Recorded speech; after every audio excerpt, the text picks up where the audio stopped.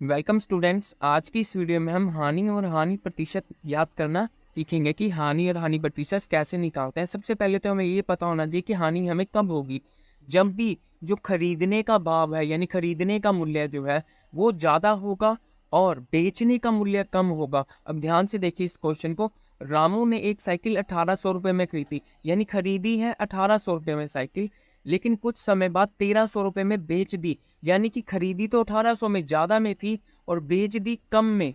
तो यानी कि खरीदेंगे ज़्यादा में और बेचेंगे कम में, तो हमें क्या होगी, हानि होगी। ठीक है, अब आगे सॉल्व करते हैं इस क्वेश्चन को। तो उसे होने वाली हानि और हानि प्रतिशत ज्ञात करें। तो देखिए क्रय मूल्य, क्रय मूल्य का मतलब है कि खरीदने का भाव 1800 रुपये है, यहाँ 1800 रुपये दिया है, खरीदी है।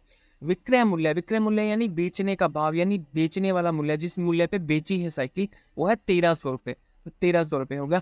तो हानि कितनी हुई, क्रय मूल्य यानी खरीदने का भाव माइनस विक्रय मूल्य यानी बेचने का भाव। खरीदी कितने में थी, 1800 में, माइनस में विक्रय मूल्य 1300 यानी बेचने के भाव 1300। तो 1800 में से जब 1300 गए तो कितनी हानि हुई, 500 रुपये। यानी कि उसने 1800 रुपये में खरीदी और 1300 रुपये में बेच दी अगर, तो उसे 500 रुपये की हानि हुई। अब हानि प्रतिशत निकालते हैं कि कैसे निकलती है। तो हानि प्रतिशत निकालने का जो सूत्र है वो है हानि गुणा 100 बटे में क्रय मूल्य, जो यानी खरीदने का भाव है।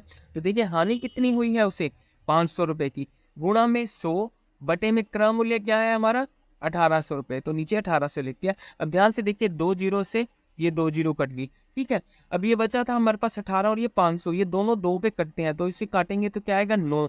जब इसे काटेंगे तो आएगा 250।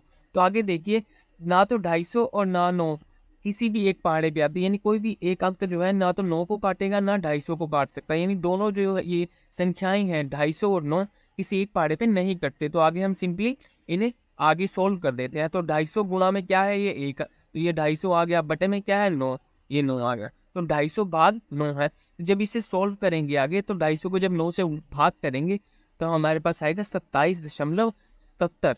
तो ठीक है, तो कितने प्रतिशत हानि हुई उसे, 27.77% हानि हुई जब उसने 1800 की लेके 1300 की बेच दी साइकिल। ठीक है, तो इस तरह से हम आसानी से हानि और हानि प्रतिशत निकाल सकते हैं। अगर आपको वीडियो अच्छा लगा हो, प्लीज़ लाइक कीजिएगा और चैनल को जरूर सब्सक्राइब कीजिएगा। Thank you very much.